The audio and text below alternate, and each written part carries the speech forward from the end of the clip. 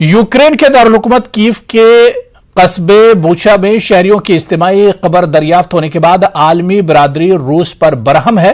अक़वाम मुत्तहिदा के इंसानी हुकूक के दफ्तर का कहना है कि बूचा से मिलने वाले शवाहिद से जाहिर होता है कि रूसी अफवाज ने शहरियों को बराह रास्त निशाना बनाया है। ज़ेलेंस्की ने अक़वाम मुत्तहिदा की सलामती कौंसिल से कहा है कि रूसी फौज को जंगी जराइम के लिए फौरी तौर पर इंसाफ के कटहरे में लाया जाना चाहिए। वीडियो के जरिए खिताब करते हुए ज़ेलेंस्की ने कहा कि कीव के मज़ाफ़ात में रूसी अफवाज के जरिए शहरियों के कत्ले आम के संगीन सबूत सामने आ रहे हैं, इसलिए रूस के खिलाफ सख्त पाबंदियों और जंगी जराइम के मुकदमात चलाने चाहिए। कई यूरोपीय ममालिक ने बैनुल अक़वामी गम गुस्से के बायस रूसी सिफारतकारों को मुल्क बदर कर दिया है। मास्को ने टिट फॉर टैट के तहत जवाब देने का फैसला किया है। फ्रांस ने यूक्रेन में मुमकिन जंगी जराइम की तहकीकात शुरू कर दी है। Притягувати російських військових і тих, хто віддав їм накази, до відповідальності за воєнні злочини на території України.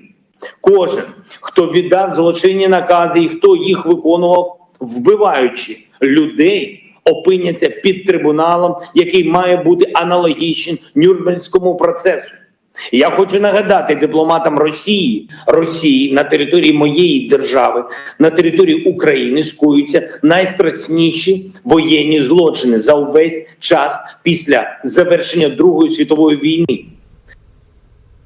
उधर नेटो के सेक्रेटरी जनरल ने कहा कि शहरियों को निशाना बनाया जाना एक जंगी जुर्म है। यूक्रेन के शहर बोचा की तस्वीरें इस सफाकियत की हैं जिसका मुशाहिदा यूरोप ने कई दहाइयों से नहीं किया है।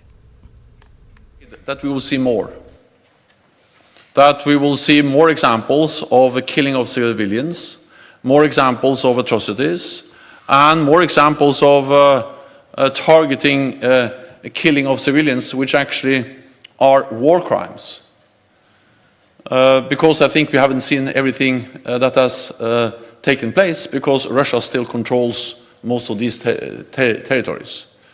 But when and if they withdraw their troops and Ukrainian troops take over, I'm afraid that we will see more mass graves, more atrocities and उधर अमरीकी वज़ीर ख़ारजा ब्लिंकन का कहना है कि बोचा में रूस ने कत्ल, तशद्दुद, इस्मतदरी जैसे मज़ालिम जानबूझकर किए हैं।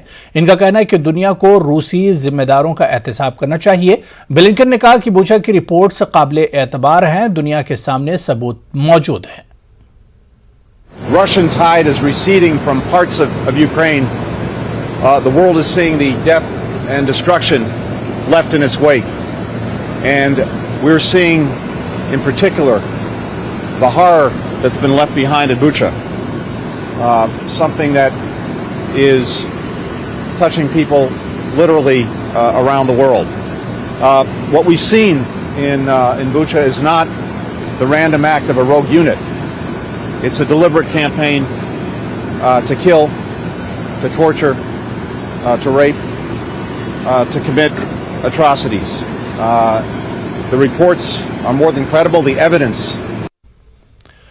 फ्रांसीसी सदर एमनुअल मैक्रोन ने मंगल को तस्दीक की कि फ्रांस ने 35 रूसी सफीरों को मुल्क बदर करने का फैसला किया है। फ्रांसीसी वजारत खारजा ने कहा कि रूसी हमारी सलामती के मफादात के खिलाफ सरगर्मियां कर रहे हैं। मैक्रोन ने यह भी कहा कि वो कीव से बिल्कुल बाहर के कस्बों में रूसी मजालिम की इत्तला के बाद रूस के खिलाफ मजीद पाबंदियां चाहते हैं और वो यूरोपीय और आलमी शराकतदारों से मशावरत करेंगे। Après, de manière claire, la décision que j'ai prise pour la France et que nous allons concerter en Européens, c'est d'accroître les sanctions à l'égard de la Russie après ce que nous avons vu à Boutcha. Et donc, de manière très claire, nous avons décidé du renvoi de plusieurs personnalités russes et nous souhaitons pouvoir accroître le niveau de sanctions. C'est la coordination que nous allons mener au niveau européen et au niveau international.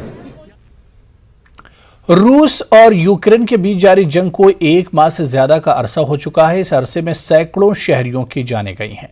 Ukraine में रूसी अफवाज की पेशकदमी और कत्ल किए जाने के खौफ से माएँ अपने बच्चों की पीठ पर मोबाइल नंबर और ख़ानदान की तफसील लिख रही हैं। इस तरह की कई तस्वीरें सोशल मीडिया पर तेज़ी से वायरल हो रही हैं। इस तनाज़े की हकीकत को उजागर करने वाले कई सहाफ़ियों ने बच्चों की तस्वीरें ट्वीट की हैं। सहाफ़ियों के मुताबिक माएँ ऐसा इसलिए कर रही कि अगर वो रूसी अफवाज के हमले में मारे जाते हैं तो इनके बच्चों को खानदान के किसी फर्द के पास पहुंचाया जा सके। आप इन तस्वीरों से अंदाजा लगा सकते हैं कि यूक्रेन में हालात किस कदर संगीन हो चुके हैं।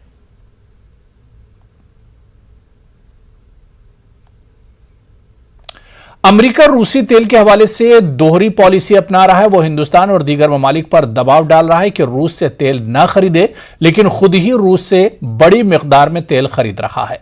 इस तरह का दावा एक रूसी एहलकार ने ग्लोबल टाइम्स से करते हुए किया है। यह खास रिपोर्ट देखें।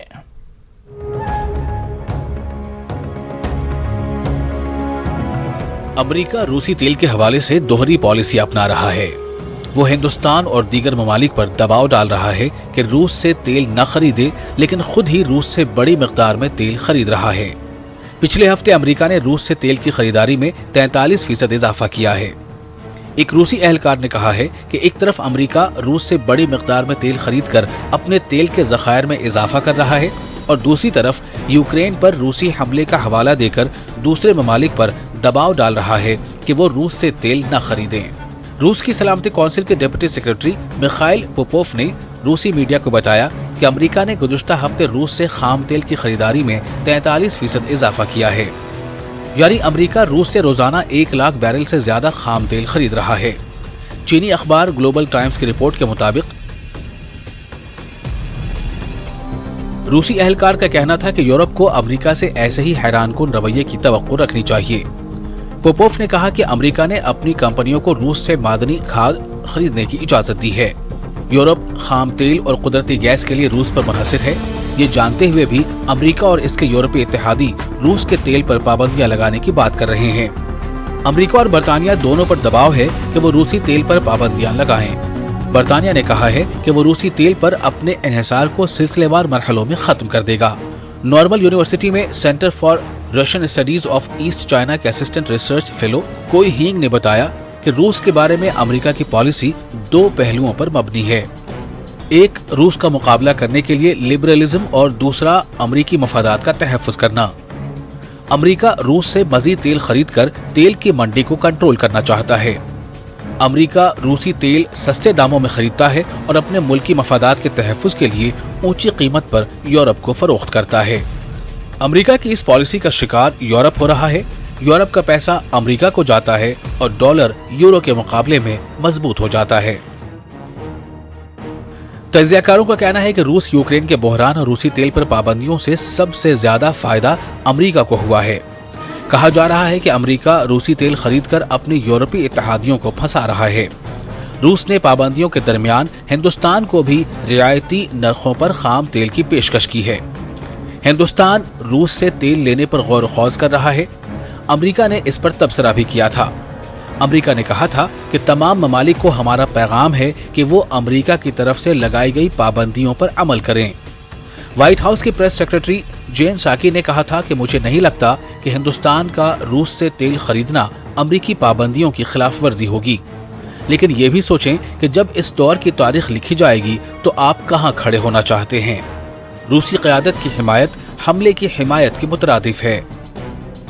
Bureau report, news 18 Urdu.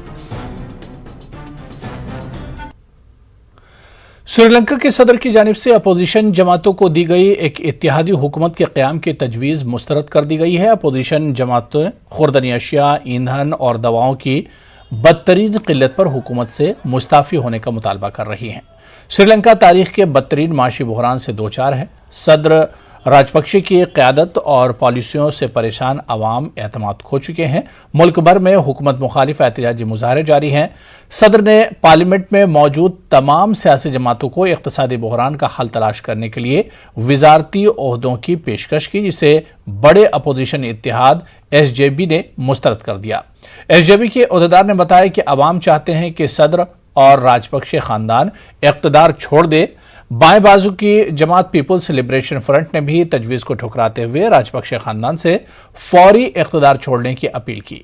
इतवार के रोज़ हंगामी हालत और कर्फ्यू की खिलाफ वर्जी करते हुए हज़ारों अफराद सड़कों पर निकल आए थे, जिसके बाद गोयटा काबीना के तमाम 26 वज़रा ने इस्तीफा दे दिया था। श्रीलंका को गैर मुल्की ज़र-मुबादला की शदीद कमी से ईंधन और अशिया ज़रूरिया की दरामदात की अदायगी में मुश्किलात का सामना है।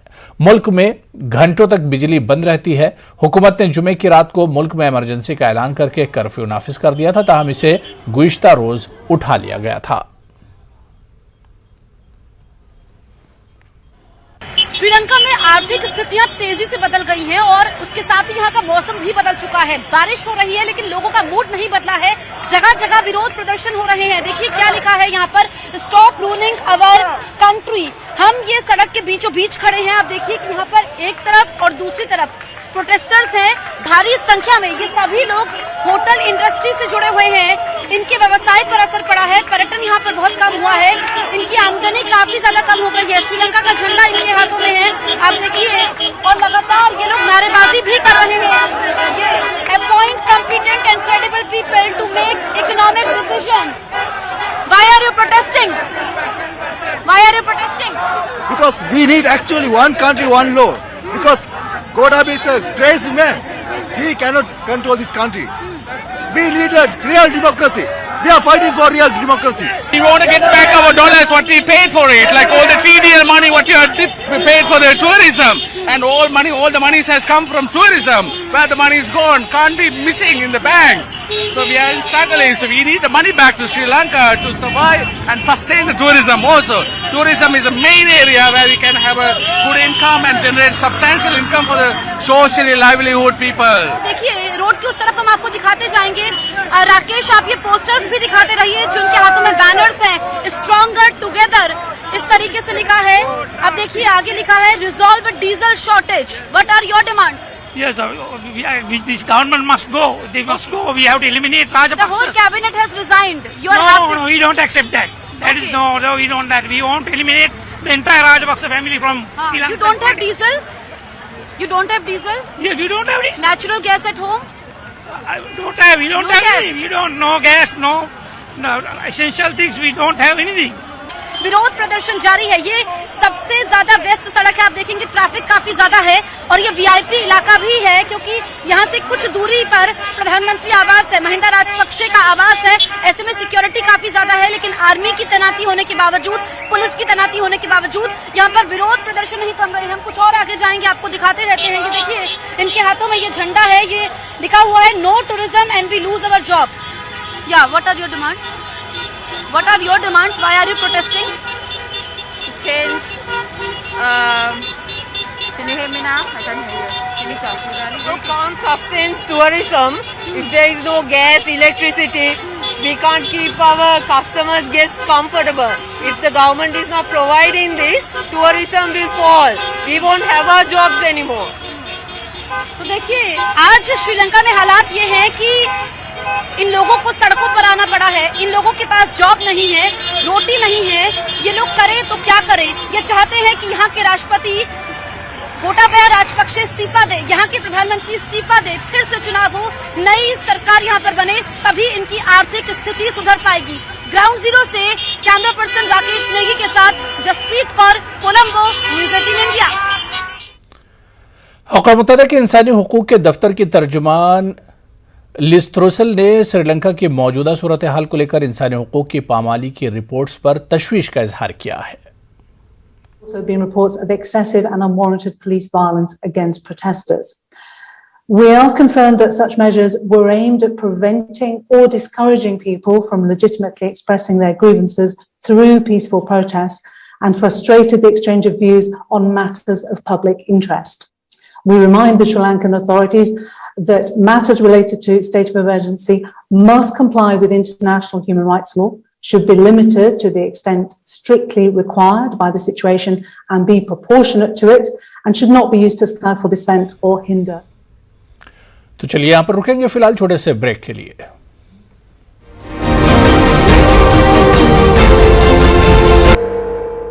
सुप्रीम कोर्ट ऑफ पाकिस्तान में कौमी असम्बली के डिप्टी स्पीकर की जानिब से वज़ीर-ए-आज़म इमरान खान के खिलाफ तहरीक अदम एतमाद मुस्तरद करने और पार्लियामेंट तहलील करने से मुतालिक समाअत एक बार फिर मुलतवी कर दी गई। जस्टिस बंदियाल ने समाअत मुलतवी करते हुए कहा कि हम फैसला हवा में नहीं कर सकते। अदालत ने मुल्क की सियासी सूरत हाल का अज खुद नोटिस लिया था। ख्याल है कि गुज़िश्ता दिनों पाकिस्तान के सदर आरिफ अलवी ने वज़ीर-ए-आज़म इमरान खान की सिफारिश पर कौमी असम्बली तहलील कर दी थी। तो पाकिस्तान का सियासी बहरान खत्म होने का नाम नहीं ले रहा है। इमरान खान ने अपोजिशन पर मुल्क की सालमियत का सौदा करने का इल्जाम लगाया और तहरीक अदम एतमाद के पीछे गैर मुल्की साजिश को कारफरमा बताया और कौमी असम्बली को तहलील कर दिया। फिलहाल मामला पाकिस्तान के सुप्रीम कोर्ट में है। इन्हें तमाम सूरत हाल पे हमारे नुमाइंदे शैलेंद्र वांगू ने पाकिस्तान के साबिक वजीर कानून फवाद चौधरी से टेलीफोन पर एक्सक्लूसिव बातचीत की। हमारे साथ इस्लामाबाद से पीटीआई के नेता फवाद चौधरी साहब जुड़े हुए हैं। फवाद साहब, आपका बहुत बहुत स्वागत है न्यूज़ 18 पर।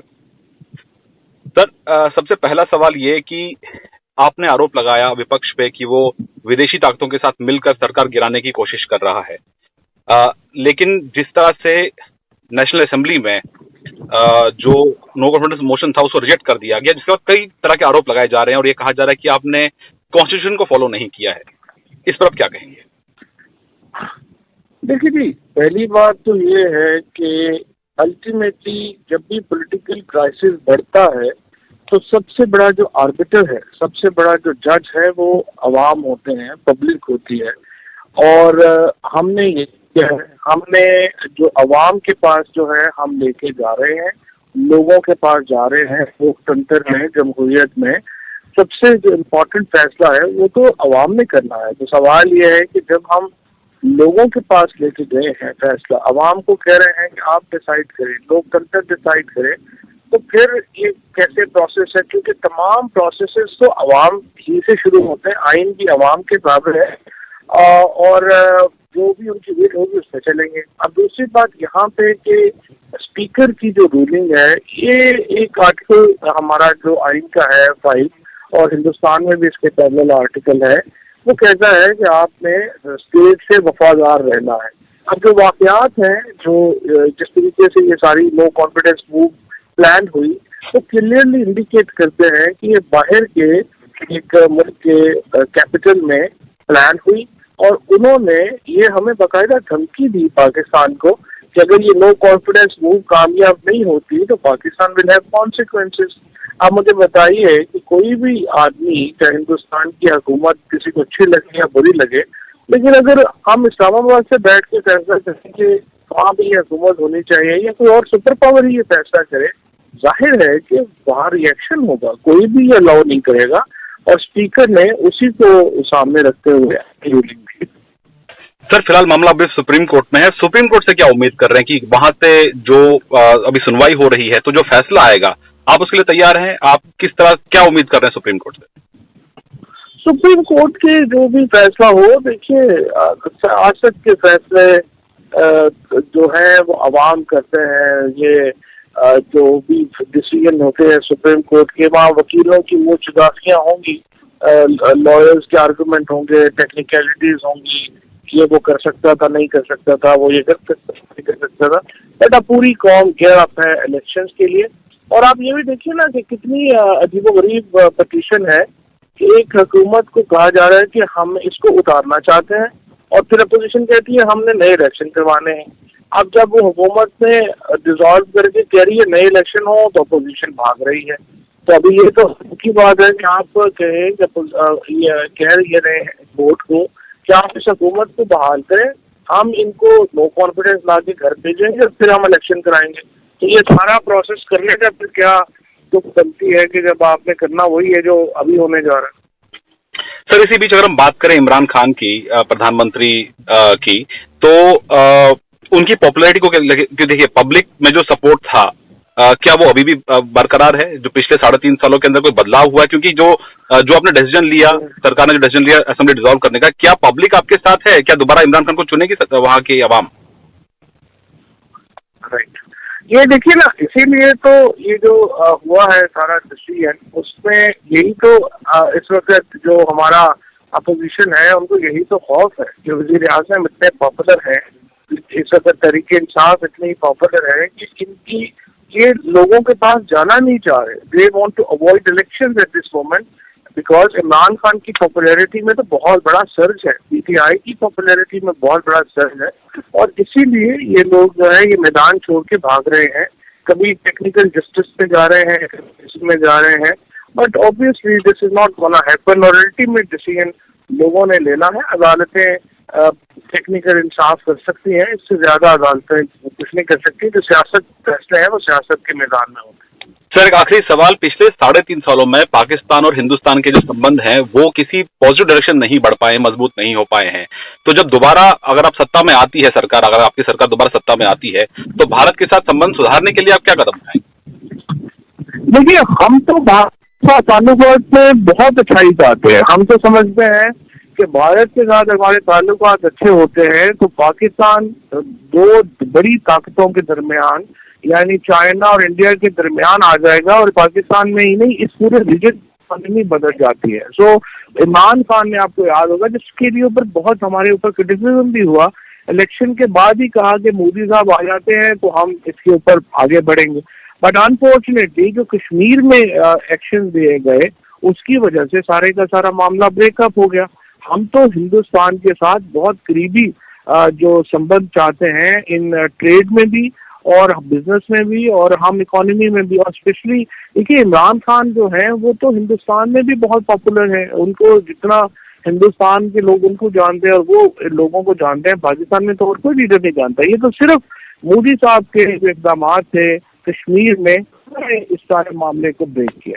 सर, इसी बीच जो सिविल गवर्नमेंट है पाकिस्तान की, उन्होंने अमेरिका पर आरोप लगाए, और वहीं हमने ये भी देखा कि कल आर्मी चीफ की तरफ से अमेरिका की तारीफ की गई और कहा कि संबंध बड़े अच्छे हैं अमेरिका के साथ में। तो ये जो डुअल हम चीजें देख रहे हैं पाकिस्तान सिविल गवर्नमेंट और आर्मी में, इस पर आप क्या कहें? तो देखिए, हमारे ताल्लुकात अमेरिका से हम ताल्लुकात बिल्कुल नहीं बिगाड़ना चाहते, हम उनसे ताल्लुकात अच्छे रखना चाहते हैं। आर्मी चीफ ने जो बात कही है, प्राइम मिनिस्टर भी इससे पहले यही बात कर चुके हैं। द प्रॉब्लम इज कि ये सिर्फ हम नहीं अलाउ कर सकते किसी भी मुल्क को कि वो हमारी इंटरनल पॉलिटिक्स डिसाइड करे कि किस वज़ीर-ए-आज़म के खिलाफ कब नो कॉन्फिडेंस आनी चाहिए, और अगर नो कॉन्फिडेंस पास नहीं होती तो फिर हम क्या करेंगे, अगर कुछ होगा तो फिर हम क्या करेंगे। ये तो देखिए कोई भी मुल्क अलाउ नहीं करेगा ना। रेस्ट ऑब्वियसली हम अमेरिका के साथ हमारा बहुत इम्पोर्टेंट हमारे जो एक कह लीजिए कि कौमी सलामती के हमारे मामलात हैं उनके साथ बड़े अहम है, और वो उनको हम लेके आगे चलना। हम अमेरिका से दुश्मनी में तो पड़ना ही नहीं चाहते, वो भी कोई उसमें आर्मी चीफ और प्राइम मिनिस्टर में इसमें कोई दो मुख्तलिफ राय नहीं है। हमसे बात करने के लिए बहुत बहुत शुक्रिया फवाद चौधरी। तो चलिए, इस बुलेटिन में भी फिलहाल इतना ही। आदाब।